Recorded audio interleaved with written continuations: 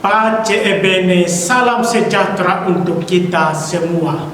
Saya Pastor Octavianus Situngkir Kapusin membawakan renungan harian kepada kita Senin pekan ke-28 masa biasa, yang dikutip dari Injil Lukas bab 11 ayat 29 sampai 32. Demikian bunyinya.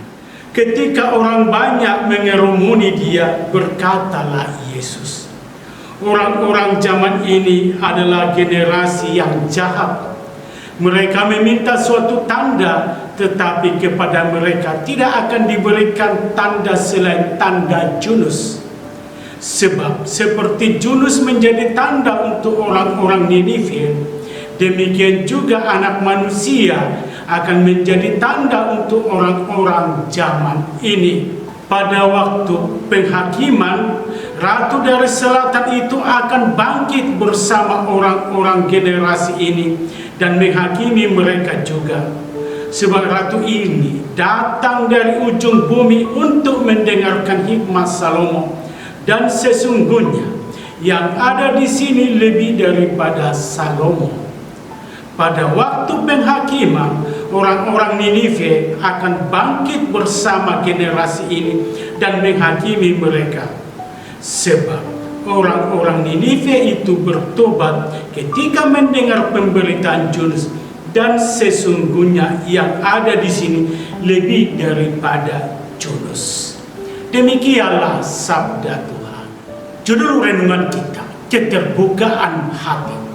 Keterbukaan hati merupakan prasyarat untuk mempercayai sesuatu hal.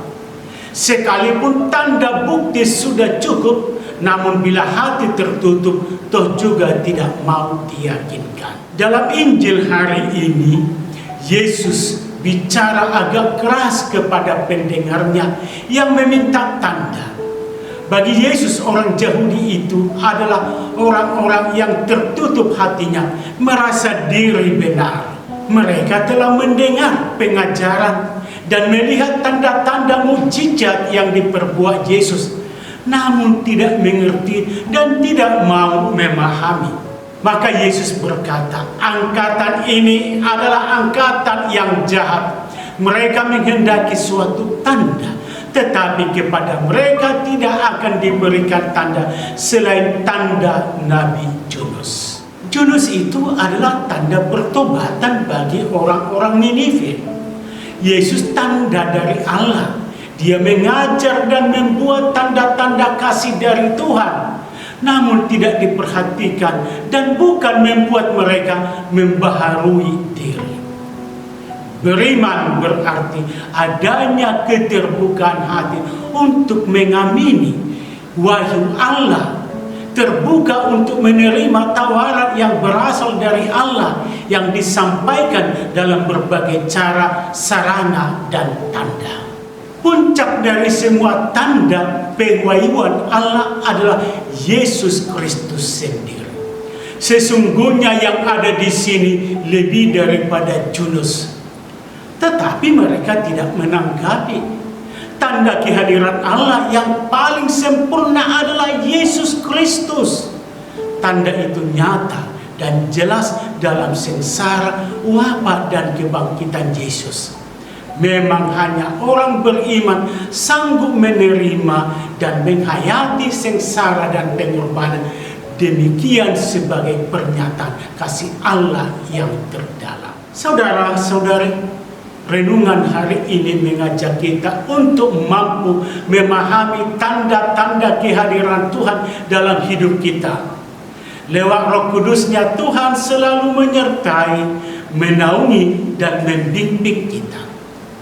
Dalam liturgi perayaan-perayaan iman, Tuhan hadir dalam sabda dan sakramen-sakramen, khususnya Ekaristi Kudus sebagai sumber dan puncak kehidupan iman. Tuhan hadir, Tuhan menyapa, dan kita mengalami kehadirannya dalam kehidupan harian kita. Semoga kita semakin peka merasakan kehadiran Tuhan dalam hidup ini.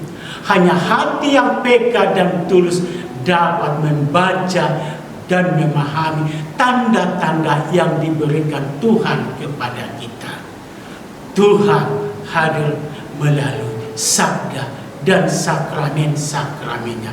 Di sana tanda-tanda kehadiran Tuhan sangat jelas dan nyata. Pace bene, semangatlah selalu, berkat Tuhan selalu menyertai.